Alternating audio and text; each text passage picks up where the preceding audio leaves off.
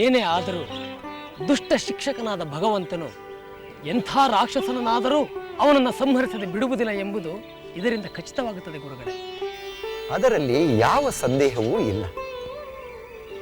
ಯಾವನೇ ದೈತ್ಯ ವರಬಲದಿಂದ ಬೀಗುತ್ತಾ ಜನರನ್ನು ಕಾಡುತ್ತಾ ಅಜೇಯನಾಗಿ ಅಮರನಾಗಿ ಬದುಕಲು ಸಾಧ್ಯವಿಲ್ಲ. ಯಾರು ಅಧರ್ಮ, ಅನೀತಿ, ಅನ್ಯಾಯಗಳನ್ನು ಮಾಡುತ್ತಾ ಅಟ್ಟಹಾಸದಿಂದ ಮೆರೆಯುತ್ತಾರೋ ಅಂತಹ ದುಷ್ಟರನ್ನು ಶ್ರೀಹರಿ ತನ್ನ ಮಹಿಮೆಯಿಂದ ನಿಗ್ರಹಿಸುತ್ತಾನೆ. ಅದರಂತೆ ಮುಂದೆ ಇನ್ನೊಂದು ರೀತಿಯಲ್ಲಿ ನಾರಾಯಣ ವಾಮನಾವತಾರದಲ್ಲಿ ಬಲಿಚಕ್ರವರ್ತಿಯನ್ನು ಪರಾಭವಗೊಳಿಸಿದ. ಗುರುದೇವ, ಬಲಿಚಕ್ರವರ್ತಿ ಶ್ರೀಮನ್ನಾರಾಯಣನಿಂದ ಪರಾಭವಗೊಳ್ಳಲು ಕಾರಣವೇನು? ಅಂದಹಾಗೆ ಬಲಿಚಕ್ರವರ್ತಿ ಹಿರಣ್ಯಕಶಿಪುವಿನ ವಂಶದವನೇ ಅಲ್ಲವೇ? ಅವನು ಹರಿದ್ವೇಷಿ ಆಗಿದ್ದನೇ? ಇಲ್ಲ, ಖಂಡಿತ ಇಲ್ಲ. ಬಲಿ ಹಿರಣ್ಯಕಶಿಪುವಿನ ಮರಿಮಗ. ಆದರೂ ಅವನು ವಿಷ್ಣು ದ್ವೇಷಿಯಾಗಿರಲಿಲ್ಲ. ಏಕೆಂದರೆ ಬಲಿಚಕ್ರವರ್ತಿಯ ತಾತನಾದ ಪ್ರಹ್ಲಾದ ಮಹಾಹರಿಭಕ್ತನಾಗಿದ್ದನೆಂಬುದು ನಿಮಗೂ ಗೊತ್ತಿದೆ. ಆ ಪ್ರಹ್ಲಾದನ ಮಗ ವೀರೋಚನ. ಆ ವೀರೋಚನನ ಮಗನೇ ಬಲಿಚಕ್ರವರ್ತಿ. ತನ್ನ ತಂದೆ ಮತ್ತು ತಾತನಲ್ಲಿದ್ದ ಸಾತ್ವಿಕ ಗುಣಗಳು, ಧರ್ಮ ಪ್ರೀತಿ ಬಲಿಚಕ್ರವರ್ತಿಯಲ್ಲೂ ಇದ್ದವು. ಹೀಗಿರಲು ರಾಕ್ಷಸರ ಗುರುವಾದ ಶುಕ್ರಾಚಾರ್ಯರು ದಿಗ್ವಿಜಯ ಸಾಧಿಸುವ ವಿಶ್ವಜಿತ್ ಎಂಬ ಒಂದು ಮಹಾಯಾಗವನ್ನು ಬಲಿಯಿಂದ ಮಾಡಿಸಿದರು. ಆ ಯಾಗದ ಫಲವಾಗಿ ಬಲಿ ಮಹಾಶಕ್ತಿವಂತನಾದ. ತ್ರಿಭುವನಗಳಲ್ಲಿ ಅವನನ್ನು ಎದುರಿಸಿ ಗೆಲ್ಲುವ ವೀರರೇ ಇಲ್ಲದಂತಾದರು. ಅಷ್ಟೊಂದು ಶಕ್ತಿ ಪರಾಕ್ರಮಗಳು ಬಂದ ಮೇಲೆ ಯಾರೇ ಆದರೂ ಎಲ್ಲರನ್ನು ಗೆದ್ದು ತನ್ನ ಅಂಕೆಯಲ್ಲಿಟ್ಟುಕೊಳ್ಳಬೇಕೆಂದು ಬಯಸುವುದು ಸಹಜ. ನಿನ್ನ ಮಾತು ನಿಜ, ಖಂಡಿತ. ಅಂಥ ಅಪೇಕ್ಷೆ ಬಲಿಯಲ್ಲೂ ಉಂಟಾಯಿತು. ಕೂಡಲೇ ಅವನು 3 ಲೋಕಗಳನ್ನು ಗೆಲ್ಲಬೇಕೆಂದು ಹೊರಟ. ಎಲ್ಲ ದಾನವರಂತೆ ಅವನಿಗೂ ದೇವರಾಜನಾದ ಇಂದ್ರನನ್ನು ಗೆದ್ದು ಸ್ವರ್ಗಾಧಿಪತಿಯಾಗುವ ಬಯಕೆ ಮೂಡಿತು. ಅಂದರೆ ಬಲಿಚಕ್ರವರ್ತಿ ಸ್ವರ್ಗವನ್ನು ಗೆಲ್ಲಲು ಮುಂದಾದನೆ? ಹೌದು. ಅಂತಹ ಬಯಕೆಯಿಂದ ಅವನು ಸ್ವರ್ಗದ ಮೇಲೆ ವಿಜಯ ಸಾಧಿಸಲು ಹೊರಟ.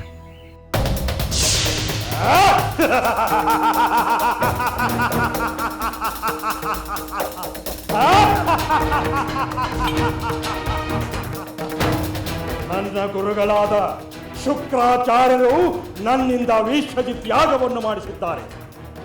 ಅದರ ಫಲದಿಂದ 3 ಲೋಕಗಳನ್ನು ಜಯಿಸಬಲ ಸಮರ್ಥನಾಗಿದ್ದೇನೆ.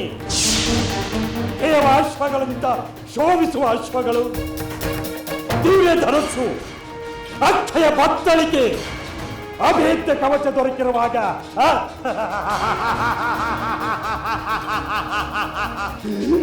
ಈ ಬಲಿ ಚಕ್ರವರ್ತಿಯನ್ನು 3 ಲೋಕಗಳಲ್ಲಿ ಯಾವನು ತಾನೇ ಜಯಿಸಬಲ್ಲ? ಅದಕ್ಕಾಗಿಯೇ ನಾನಿಂದು ದೇವಲೋಕಕ್ಕೆ ಬಂದಿದ್ದೇನೆ. ಇಂದ್ರನ ಅಮರಾವತಿಯ ಮೇಲೆ ಆಕ್ರಮಣ ಮಾಡಿ ಜಯಿಸಿ ಸ್ವರ್ಗಾಧಿಪತಿ ಎನಿಸಿಕೊಳ್ಳುತ್ತೇನೆ.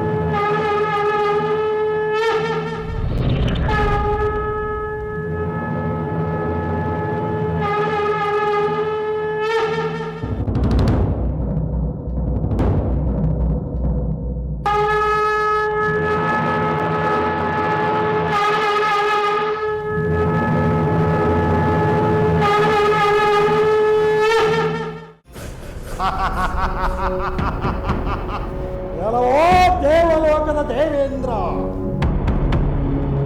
ನಾನು ನಿನ್ನ ಲೋಕಕ್ಕೆ ಬಂದಿರುವೆ, ನಿನ್ನನ್ನು ಗೆಲ್ಲಲೆಂದೇ ಬಂದಿರುವೆ, ನಿನ್ನ ಸ್ವರ್ಗ ಸಿಂಹಾಸನವನ್ನು ಏರಲೆಂದೇ ಬಂದಿರುವೆ. ನಿನ್ನಲ್ಲಿ ಶೌರ್ಯವಿದ್ದರೆ, ಪರಾಕ್ರಮವಿದ್ದರೆ ನನ್ನೊಡನೆ ಬಂದು ಹೋರಾಡಿ ಗೆದ್ದು ನಿನ್ನ ಸ್ವರ್ಗಾಧಿಪತ್ಯವನ್ನು ಉಳಿಸಿಕೋ. ನಿನ್ನ ಶೌರ್ಯ ಪರಾಕ್ರಮಗಳೆಷ್ಟು, ನಿನ್ನ ವಜ್ರದ ಬಲವೆಷ್ಟು ಎಂಬುದನ್ನು ತಿಳಿಯಲು ನಾನು ಕಾಯುತ್ತಿದ್ದೇನೆ. ಬಂದು ನನ್ನೊಡನೆ ಹೋರಾಡು. ಬೇಕಾದರೆ ನಿನ್ನ ಸಮಸ್ತ ಬಲವನ್ನೇ ಕರೆದುಕೊಂಡು ಬಾ.